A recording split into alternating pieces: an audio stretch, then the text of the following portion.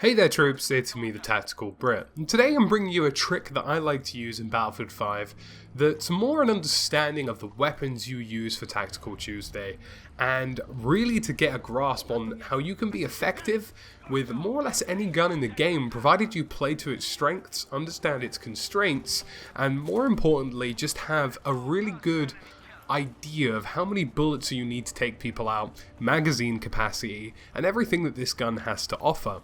Now in this footage today I've decided to use the FG42, and there's a very good reason behind this, because this is a gun that a lot of people don't technically use in Battlefield 5, but it really is one of the best in my opinion. And the reason a lot of people don't use it is because this is a weapon that requires a lot of understanding to really be effective with, and a lot of that applies to many weapons in Battlefield 5 that I'm going to discuss today. So what is it about the FG42? Well, the FG42 is an up-close and personal machine. This is a gun that at short ranges can absolutely obliterate 3, maybe even 4 enemies depending on how many bullets you use. It's a 6-bullet TK roughly, which means provided you don't get any headshots, it'll take 6 central mass shots to take somebody down. It has 20 bullets a mag, so roughly 24 bullets will kill up to 4 people. However, with headshot multipliers it can be less. So you're really looking at a gun here that per magazine can take out 3 players, maybe 4 if you're lucky or inherently accurate, but safely in terms of margin for error, 3 players is probably what you're looking at here. We're also looking at a gun that has a very difficult playstyle. It's got an incredibly fast rate of fire, but only 20 bullets per magazine, and this means that you have to be very intelligent with what engagements you get into and what ranges you use this weapon at, even though it does have the capability of going to medium range as well. Now luckily the FG42 is part of the support class, meaning you have an infinite supply of ammo, but it definitely means with that 20 bullet magazine you definitely need to be conscious of the people that you're engaging and what distances. At close ranges, we can get the FG42 to take down 3 enemies. At medium ranges, I'd recommend in and around the 1 to 2 region. People who are at medium ranges tend to move a lot more or tend to be in positions that shift around a bit, and there's definitely bullet travel time to compensate for too, and just margin for error at longer ranges, and often the FG42 will require an entire magazine to take down 1 or 2 players at anywhere up to around about 50 meters. I'd say this gun's effective range is 0 to 75, 50 being the only range that I would use the bipod on from beyond. So 0 to 50, I think you're safe to use the iron sight, you're really safe to use this gun in close proximity, and in terms of 50 to 75, you definitely want to be using that bipod to be maximal effective. But this isn't a video about how to just shred with the FG42, because, you know, those are things that you can understand in any given weapon. The Lewis gun, for example, is a difficult weapon to handle, and lots of people kind of dismiss it.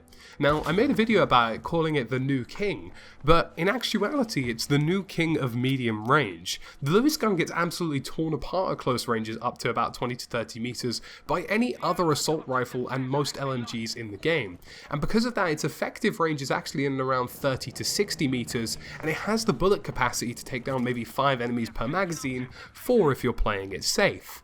And you can really understand the constraints of every single weapon in this way.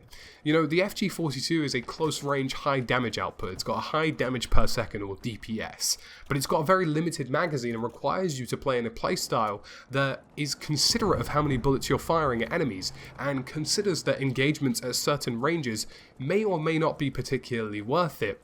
And you can see instances in this gameplay where I'm lining up somebody at medium to long range and I'm rinsing the entire magazine and instantly reloading. And I only rarely do that on occasions where there is 1 enemy. If there's more than 1, I'll likely rinse the magazine, fall back, reload, and get set up again, understanding the fact that I'm going to rinse magazines per kill.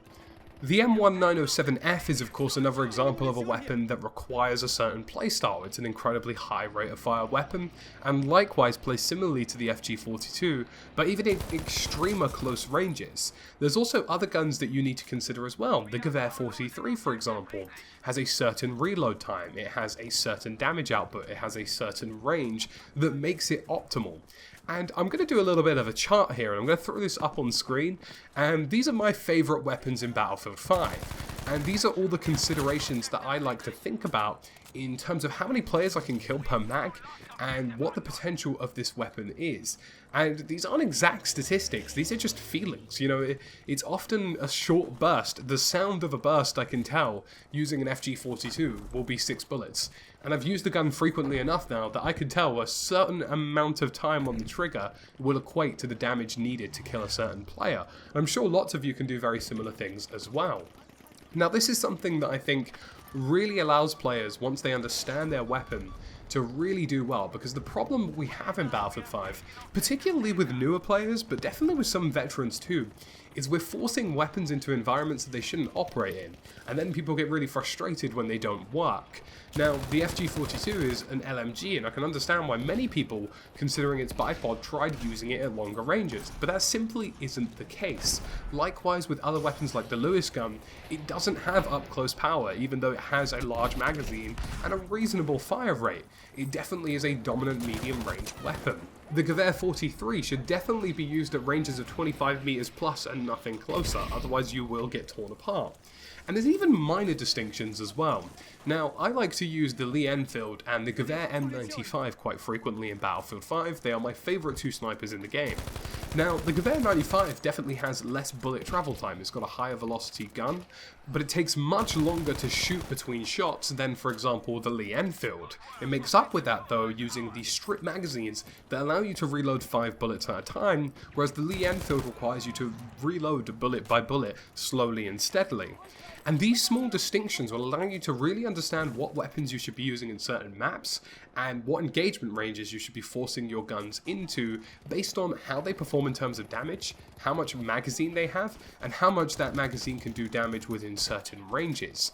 For example, the Lee Enfield is definitely a map you're going to want to use on much more closer spaces, and the reason for that is because it can simply fire more bullets, and if you get caught in a sticky situation, you can really use that gun.